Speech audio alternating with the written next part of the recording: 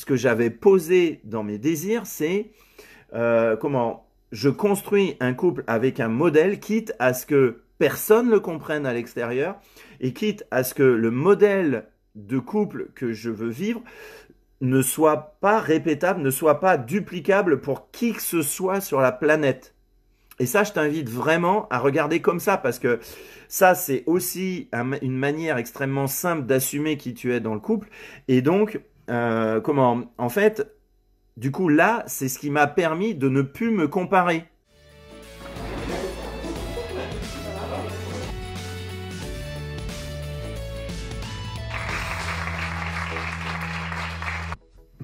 Salut les incendiés, j'espère que vous allez très bien. Une vidéo sur le couple, je vais dire pourquoi j'en parle peu et puis donner un peu les choses qui m'ont sauvé la vie au niveau du couple, de comment je m'y prends et tout ça. Et ça m'a tellement sauvé la vie que voilà, je me dis, bah tiens, je vais prendre du temps pendant mes vacances pour vous partager ça. Alors, première chose, c'est en fait pourquoi je parle peu de couple, pourquoi je parle peu de cette intimité de couple, pourquoi finalement je choisis, c'est un vrai choix de rester un peu secret là-dessus. Bah en fait, je vois tellement de conneries.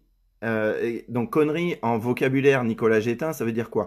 Conneries, ça veut dire décalage avec la réalité, illusion entre la réalité telle qu'elle est, donc la réalité, la réalité telle qu'elle est, avec son côté dingue, comment, et donc des illusions, donc c'est-à-dire des manières, comme je dis des fois aux coachs de mon équipe, là où ça chauffe entre nous, c'est quand il y a trop d'interprétations sur la réalité de nos clients.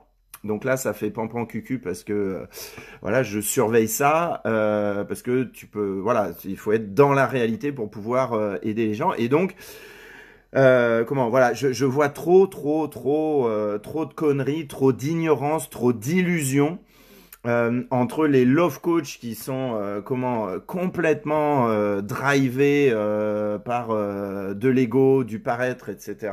et avec des techniques, waouh.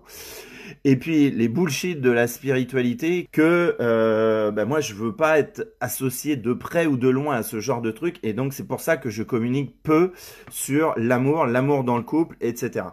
Deuxième raison pour laquelle je n'en parle pas, c'est que si tu veux avoir en fait un couple, comme je dis, en mode feu sacré, c'est-à-dire un couple qui respire la vie, qui respire l'amour authentique, l'amour vrai, qui n'est pas une négation de la puissance de chacun au quotidien, eh bien voilà, en mode feu sacré, ça suppose en fait d'avoir ou d'être sur le chemin de rebrancher ton feu sacré. Et en fait, le rebranchement du feu sacré, ça passe par rebrancher les racines de qui tu es, donc les racines de ton individualité. Et donc, c'est à partir de là que tu vas récupérer ton énergie naturelle, que tu vas récupérer ta spontanéité. Et donc, du coup, un être humain plus spontané, c'est un être humain qui immédiatement, sans qu'il fasse d'efforts, est plus séduisant, plus sexy, plus tout ce que tu veux. Donc, ça, en fait, c'est extrêmement contre-intuitif. Donc, moi, quand j'étais perché, bah voilà, j'allais chercher l'amour dans des trucs très vaporeux, trucs qui étaient, oui, très sexy comme ça, avec une illusion de douceur, mais en fait, c'était du bullshit de dingue. Donc, en mode feu sacré, c'est de comprendre que si tu veux un couple où toi, tu assumes ton originalité et ton conjoint ou ta conjointe assume son originalité, donc en mode feu sacré, en fait, ça va être beaucoup plus vivant, beaucoup plus joyeux, beaucoup plus festif, beaucoup plus créatif à partir de feu sacré. Évidemment, les échanges dans un couple n'ont absolument rien à voir quand t'es branché, quand t'es pas branché. Et donc, en fait, rebrancher son feu sacré, ça passe par refaire la paix avec la personne unique que tu es, avec ton parcours de vie, avec voilà ton originalité, ton unicité et ton ego.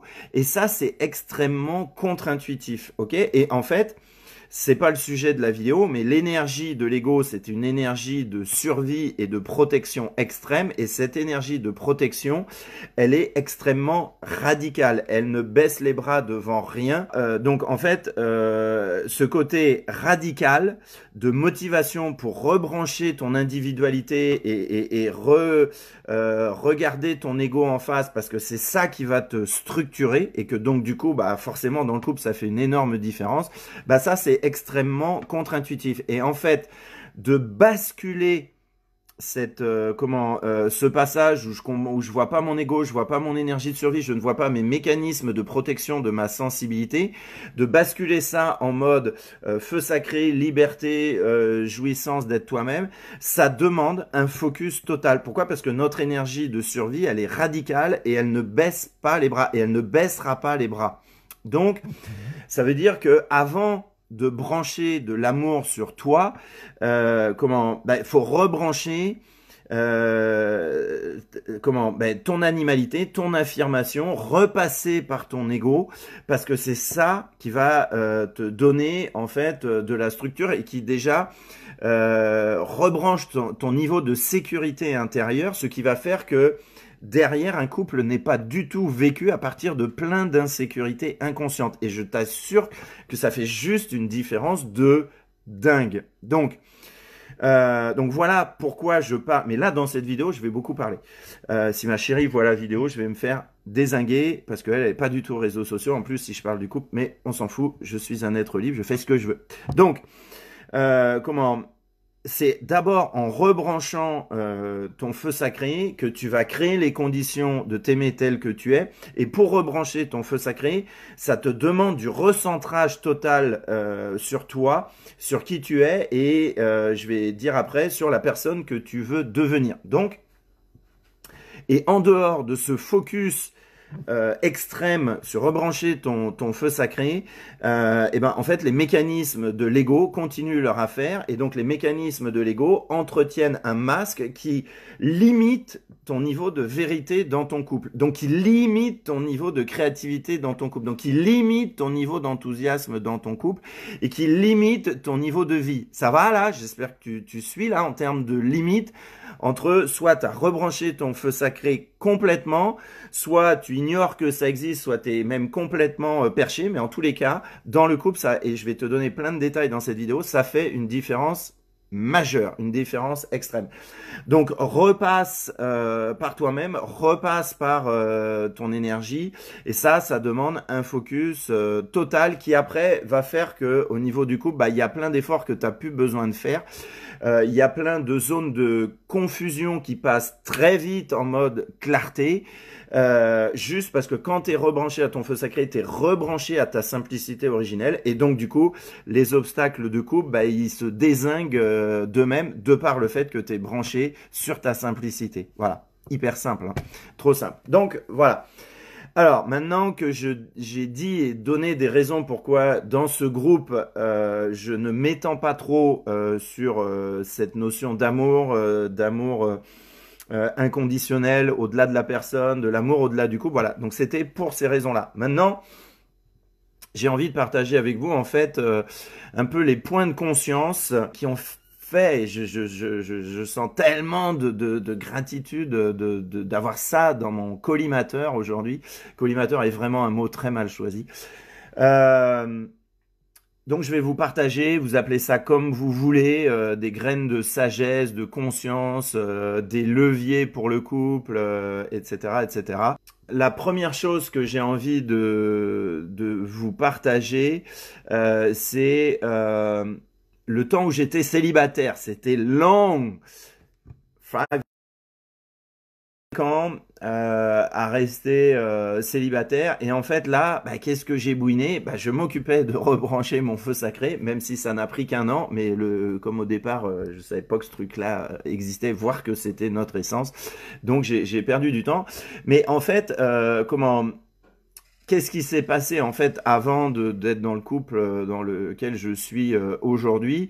C'est j'étais avec cette pensée, mais en fait, Nicolas, est-ce que tu es la bonne personne pour être un couple à la hauteur des standards que tu as envie? Et en fait, la réponse, c'était non. Ok, et donc du coup, ce qui a été extrêmement chouette et qui l'est toujours, en fait, c'est est-ce que je deviens la personne que j'ai envie de devenir pour honorer un couple qui arrivera peut-être un jour ou pas. Mais est-ce que moi, avant d'être en couple, je suis extrêmement clair sur la personne que je veux devenir et que je suis en train de devenir. Et je vois à quel point avoir eu cette clarté-là avant d'être en couple, mais me sauve la vie à un niveau de dingue aujourd'hui. Voilà. Donc ça voulait dire quoi? Ça voulait dire de est-ce que j'assumais d'être Nicolas complètement avec ses zones de lumière, ses zones d'ombre, ses zones définies, ses zones non définies, etc., etc. Avant, en fait, je regardais, mais voilà, est-ce que, voilà, avant d'être en couple, est-ce que je me sens dans cette clarté d'assumer qui je suis? Et ça, que tu sois un homme ou une femme, c'est un mouvement dont l'énergie est d'abord masculine. C'est-à-dire que, comment, le feu sacré, ça te rebranche en fait à le fait de ne plus avoir cette peur d'exister pleinement. Donc, d'honorer ton plein potentiel. Et donc, dans ce mouvement qui est d'une énergie extrêmement masculine sur le fait de d'exister pleinement en tant que Nicolas d'abord, bah en fait ça m'a demandé d'aimer mon histoire, donc d'aimer les trucs où je me suis planté avant et de regarder tous les trucs dans mes couples d'avant où j'étais inconscient, où j'étais irresponsable, où j'étais tout ça. Et donc en fait, à partir du moment où j'étais au clair sur la personne que je voulais devenir, bah en fait ça m'a aidé à aimer toutes ces parties-là. Et ça avait créé quoi comme clarté? Ça a créé comme clarté que je me suis dit, bon, bah voilà, je suis célibataire, je n'ai absolument aucun pouvoir pour voilà savoir quand il va y avoir une histoire qui va m'intéresser ou pas, quand il va y avoir une personne qui va faire un truc à l'intérieur. J'ai pas de pouvoir là-dessus. Par contre, j'ai ce pouvoir de sentir si quand je vais rencontrer quelqu'un, donc c'était le cas complètement avec ma chérie, est-ce que dès les premières secondes, donc c'est-à-dire avant de connaître cette personne, avant de rentrer en relation même amicale ou un peu plus avec cette personne, est-ce que j'aime cette personne que je suis en train de devenir dès les premières secondes? Et donc du coup, je m'étais, puisque ça j'ai du pouvoir de perception sur la personne que j'étais ou que je voulais ou que je souhaitais devenir dès les premières secondes d'interaction. Ok? Et donc en fait, ben, j'étais juste à m'observer et de me dire, ok, voilà, est-ce que là, Nicolas, est-ce que vraiment t'aimes cette personne que t'es en train de devenir? Tu ne sais pas quelle va être la suite de l'histoire, tu ne sais pas s'il y a de l'amour pour cette personne, mais dès les premières secondes, est-ce que tu aimes cette personne que tu es en train de devenir? Et donc en fait, ben voilà, j'avais un peu mon corps me donnait des informations, donc c'était plutôt détendu, mais en même temps un peu flippant. Il y avait une intensité, mais pas une intensité de contraction, une intensité qui était vivante, voilà. Donc, comment je sentais, voilà, j'avais des indicateurs de ah mais oui, en fait, j'aime bien le Nicolas que je suis en train de percevoir dans ce début de relation, c'est-à-dire ces premières minutes, ces premières heures, etc. Je me suis dit ah ouais, ok.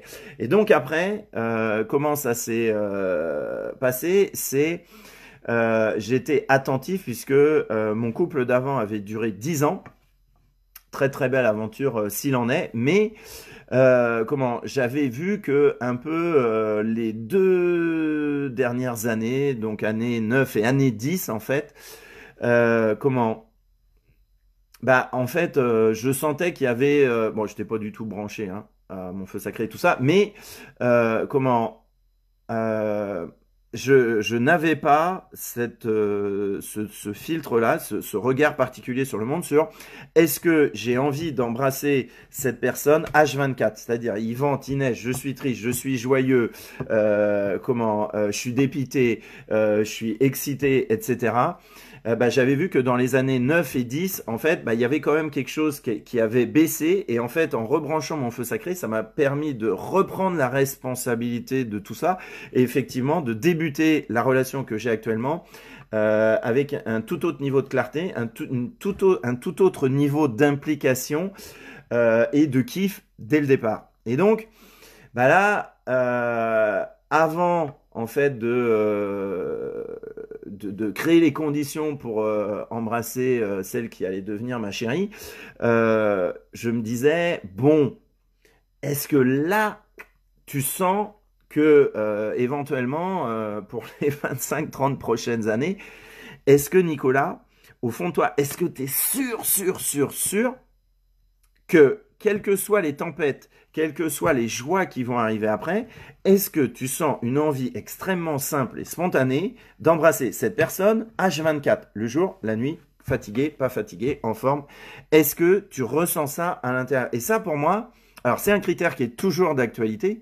Donc ça veut dire que ça a marché dans mes indicateurs au départ, même si je n'en tire pas une leçon, parce que avec ma chérie, comme vous le savez, nous n'avons pas 10 ans de vie commune ensemble. Donc, mais en tous les cas, ce que je sais, c'est que sur les premières minutes, secondes, heures et jours de notre rencontre, franchement, c'était juste extrêmement kiffant et que des mois après, c'est toujours extrêmement kiffant. En fait, le niveau de kiff ne baisse pas et je sens que par rapport à ce que je m'étais fixé en termes de simplicité, c'est-à-dire juste est-ce que tu auras envie d'embrasser cette personne H24, eh bien je sens que ça c'est un très très bon drive parce que en fait c'est un drive qui nous tient toujours extrêmement proche de notre simplicité. Voilà, donc je ne sais pas si ça vous parle, mais en tous les cas, pour moi, c'est des très très bons repères. Voilà, et après en fait, sur quoi je m'étais, qu'est-ce que j'avais appris en fait des relations précédentes, c'est le fait de aimer l'autre et de savoir aimer. Et donc la première étape, c'est comme moi je suis exigeant sur un couple d'amour, sur le fait d'aimer l'autre tel qu'il est. Ça veut dire que à pas un seul moment, pas une seule seconde, si tu aimes l'autre tel qu'il est, tu vas lui demander de devenir une autre personne, que ce soit dans la sexualité, que ce soit dans le travail, que ce soit avec ses amis, que ce soit avec sa famille, est-ce que vraiment parce que moi, c'est ça qui me fait un bien de dingue. Est-ce que tu sens dès le début, ou même si ça fait 10 ans, ou même si ça fait 20 ans que tu es avec la personne, est-ce que tu sens vraiment qu'il n'y a pas de résistance, qu'il n'y a pas de tension, et qu'il n'y a pas de désir que l'autre personne devienne autre chose que ce qu'elle est dans l'instant? Parce que, en fait, l'amour vrai, c'est ça. C'est, s'il y a des moments, tu vois que tu as envie que l'autre devienne autre chose que ce qu'il n'est, c'est que tu ne l'aimes pas tel qu'il est ou tel qu'elle est. C'est juste du bon sens factuel de ouf. Et donc du coup, c'est pas de l'amour vrai. Il faut juste être au clair là-dessus. C'est est-ce qu'on est sur un couple d'amour vrai ou est-ce qu'on est, comme je disais avant, sur une association de malfaiteurs ou de colocataires, éventuellement. Mais c'est juste que ça va pas être le même résultat si tu es sur une association de malfaiteurs ou si tu es sur un couple d'amour authentique et vrai. Et donc du coup, ça se sent avant le début de la relation, ça se sent au début de la relation et ça se sent après. Donc en gros, ça se sent tout le temps. Et donc en fait, ce qui fait que moi, il y a des tonnes, des milliards de tonnes de plus de légèreté dans ma relation actuelle qu'avant. C'est que j'ai élagué et dégagé tous les mouvements en dehors de moi où j'attendais, même très subtilement, que l'autre devienne une autre personne que ce qu'elle était en l'occurrence à chaque instant. Parce que si t'as pas réglé ça avant, il n'y a aucune raison que tu le règles pendant. Première étape, c'est est-ce que tu sens dès le départ, parce que ton mental, ton ego, ton corps va te le dire. Si tu vois que tu rentres dès le départ dans une relation de malfaiteur, c'est qu'il y a toujours un désir de changer l'autre. Et donc c'est ok, mais il faut juste être clair que c'est pas de l'amour vrai. Si je veux changer l'autre, c'est que bah il y a quelque chose où je ne l'aime pas telle qu'elle est. Donc il y a ce truc-là que tu peux sentir dès le départ et que tu sens tout le temps. Et que si tu le sens pas, ça doit t'indiquer très fort des choses sur toi, évidemment. Évidemment sur la relation aussi. Mais après, c'est juste pas suffisant. C'est-à-dire que, comment, il y a aimer et après, il y a savoir aimer au quotidien. Et donc, savoir aimer au quotidien, heureusement que j'ai compris ces distinctions-là. Dire que dans ma vision, c'est que le savoir aimer, c'est quoi? C'est que ça s'éteint chaque soir à l'heure où je me couche et que c'est ma responsabilité de rallumer ce savoir aimer le lendemain, en fait, quand je me lève. Donc c'est une putain d'exigence de ouf.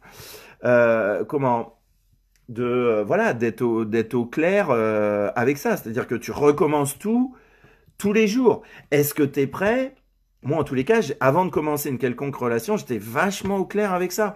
Je me suis dit, mais voilà, Nico, si tu veux une relation, ça va être exigeant. Donc, il y a aimer et il y a savoir aimer au quotidien. Et ça, c'est hyper exigeant, hyper jouissif, mais hyper exigeant. Donc, le savoir aimer, bah, c'est comment tu es créatif, comment tu exerces ta capacité à créer, à laisser ton amour déborder du cul pour l'autre, sans jeu de mots, c'est-à-dire que ça, tu vois, que ça sorte spontanément et naturellement, qu'il n'y ait pas des mécanismes de résistance à l'intérieur qui contiennent cette expression d'amour. Voilà. Donc, savoir aimer, bah, c'est tout ce que tu vas mettre en place et c'est d'être au clair sur ça s'arrête quand tu te couches et ça recommence au moment où tu te réveilles et qu'est-ce que tu fais au quotidien. Et donc, comment? Et là, moi, j'ai des questions que j'adore, qui me donnent une créativité de ouf. C'est est-ce que j'ose, comment? Est-ce que je fais quelque chose aujourd'hui que je n'ai jamais fait? C'est-à-dire dans le cadre de cette relation, comment? Est-ce que j'ose? Est-ce que je fais quelque chose que je n'ai jamais fait? Est-ce que j'ose faire quelque chose que je n'ai jamais encore fait? Donc, pour ceux qui me connaissent pas, je vais avoir bientôt 50 piges, donc ça fait quand même quelques années où j'ai quand même fait des trucs. Et donc, ça, c'est vraiment un bon critère en termes de savoir aimer, parce que du coup, tu vas être forcément dans de la créativité, et donc du coup, avec un couple qui est très vivant et qui ne s'endort pas. Ensuite, autre levier, en fait, c'est que en fait, si t'es un mode exigeant et donc en mode un peu, j'ai envie de dire, feu sacré, bah, c'est quoi? C'est qu'en fait, mais, chaque jour est nouveau. Et moi, en fait, donc ça veut dire chaque instant est extrêmement frais. Et si ça ne l'est pas, bah, bouge ton cul parce que tu es dans tes mécanismes de résistance. C'est aussi simple que ça. Donc, en fait, moi, avant d'être en couple, en fait, des trucs qui étaient extrêmement joyeux pour moi, c'était de me sentir, en fait, complètement dépassé par l'intelligence de la vie. Ça veut dire quoi? C'est-à-dire que, je sais que moi, en tant que Nicolas, j'ai mon intelligence, la capacité de finesse que je peux activer, capacité d'intuition, capacité de créativité. Mais en fait, il y a l'intelligence de nous, mais il y a l'intelligence de la vie. Et en fait, moi, avant, de débuter ma relation, je m'étais mis dans un truc extrêmement jouissif de me dire, tiens, est-ce que je vais regarder, dès le début de la relation, au-delà de mon intelligence en tant que Nicolas, au-delà de ce que je disais au début de la vidéo, de la personne que je veux devenir. Et donc, je me disais, tiens, est-ce que ça va me surprendre? Est-ce que je vais me sentir un peu démuni parce que la vie va envoyer des signaux voilà, qui vont faire j'avais pas pensé à ça, j'avais pas senti ça, j'avais pas anticipé ça, etc. Et en fait, je vois que ben ça, c'est pareil, c'est extrêmement chouette au quotidien quand, au-delà de mon intelligence en tant que Nicolas, en fait, je suis à l'écoute de ce qu'il y a un peu en dehors là, parce que j'aime pas trop parler comme ça, en termes de d'intelligence de la vie en fait. Donc, voilà, donc ça c'est aussi le fait en fait j'ai eu tellement d'occasions, très au-delà de la relation affective, de me rendre compte en fait que euh, c'est hyper jouissif de se mettre à l'écoute de l'intelligence de la vie, très au-delà de ton ego, très au-delà de... Et en fait, j'ai eu tellement d'occasions de me rendre compte que derrière les apparences, y compris les plus dégueulasses, mais il y a une intelligence de ouf au niveau de la vie. Et donc, en fait, quand j'étais tout seul, j'étais vraiment avec cette question et j'étais vraiment dans cette ouverture non personnelle, dans cette ouverture impersonnelle d'être dans mais en fait, qu'est-ce qui me fait dire que tout n'est pas absolument parfait dans ma situation de célibataire? Et en fait, à chaque fois que j'étais avec cette question, j'ouvrais les yeux de manière encore plus large, j'ouvrais le cœur un peu plus large, j'ouvrais la conscience un peu plus large, j'ouvrais la fraîcheur un peu plus intensément. Et donc, du coup, comment... Mais à chaque fois, je n'ai aucune alors, des fois, dans le moment, oui, mais à terme, non. Je n'avais aucun contre-exemple de cette intelligence qui me dépasse de dingue et que c'est juste ma capacité à reconnaître ça qui était extrêmement jouissive. Et en fait, quelque part, ça me demandait d'être OK pour monter mon niveau d'énergie et aussi dans les premiers moments de la relation, de me dire, bah, OK, mais en fait, est-ce que j'aime cette personne que je suis en train de devenir? Et ça demande d'augmenter ton niveau d'énergie. Donc c'est pour ça qu'il y a une énorme différence entre les gens qui ont rebranché leur feu sacré et ceux qui ne l'ont pas rebranché. C'est que du coup, moins tu es dépendant de tes mécanismes inconscients, plus tu sais qu'il y a une phase un peu de transition où tu dois investir davantage d'énergie dans tes décisions conscientes. Voilà. Donc comment et en fait voilà donc j'ai envie de résumer en disant que au-delà de qui on est en tant que personne, la vie est d'une telle intelligence qui est tellement pas perceptible comme ça. Il faut vraiment s'ouvrir de dingue, mais qu'en fait le fait de te sentir complètement dépassé, enfin en tous les cas moi c'est mon expérience. Je n'ai pas de contre-exemple qu'il n'y a pas une intelligence cachée, qu'il n'y a pas un amour caché, qu'il n'y a pas une sagesse cachée derrière les trucs qu'on ne voit pas. Et donc ça aussi, ben, en fait, dans le couple, ça fait une différence en fait de ouf. Voilà. Et après, donc le dernier point de l'expérience que j'ai envie de partager avec vous, avant peut-être de me rebrancher sur les commentaires, c'est qu'après, en fait, quelques semaines de vie dans mon couple, je me réveille un dimanche matin, un peu grognon comme ça. Je me suis dit, tiens, ah, ça m'indique quelque chose là, c'est quoi le truc? Du coup, je me mets à écouter. Et en fait, là, je me rends compte que inconsciemment, j'étais en train de retomber dans mes modèles de couple d'avant. Ça veut dire quoi? C'est-à-dire que il y a quelques semaines qui passent et je fais un petit bilan et je me rends compte en fait que dans le couple, en fait, j'avais pris un max de leadership dans la relation. Dès le début, j'ai envoyé plein d'initiatives, plein de créativité, mais quand je dis plein, c'est j'ai envoyé vraiment fort. Et en fait, à un moment, ben, ça m'a arrêté et là, j'ai commencé à analyser ça et je me suis dit, ah mais en fait, Nicolas, tu es en train de recréer de l'échec parce que, en fait, un couple, ça doit être deux personnes à égalité. Et en fait, là, tu es en train de prendre un max de leadership. Et ça, c'est ce que tu avais déjà fait dans tes relations. Et c'est pour ça que tu t'es planté. Et en fait, j'ai écouté ça à l'intérieur. Et du coup, je me suis rebranché à... Mais en fait, mais le bullshit de ouf, Nicolas, que tu te racontes. C'est-à-dire qu'en fait, un couple, ce que j'avais posé dans mes désirs, c'est... je construis un couple avec un modèle, quitte à ce que personne ne le comprenne à l'extérieur, et quitte à ce que le modèle de couple que je veux vivre ne soit pas répétable, ne soit pas duplicable pour qui que ce soit sur la planète. Et ça, je t'invite vraiment à regarder comme ça, parce que ça, c'est aussi une manière extrêmement simple d'assumer qui tu es dans le couple. Et donc, en fait, du coup, là, c'est ce qui m'a permis de ne plus me comparer. À partir du moment où j'ai vu ce bullshit-là, je me suis dit, mais en fait, dans qui tu es, il y a du leadership et t'adores ça. Tu te bouffes des vidéos, tu te bouffes des bouquins le jour, la nuit, quand quand t'es fatigué, quand t'es en forme, etc. Donc, pourquoi je ne mettrais pas ça en fait dans mon modèle unique de couple? Pourquoi je ne prendrais pas cette responsabilité de leadership et ma chérie, à chaque seconde, aura la possibilité de prendre ou de ne pas prendre? Mais en fait, pour ça, ça m'a demandé d'être au clair sur, ok, mais je pose la décision qui me demande beaucoup d'énergie, d'assumer mon leadership dans le couple, ce que je ne faisais pas et voir ce que je m'interdisais de faire avant.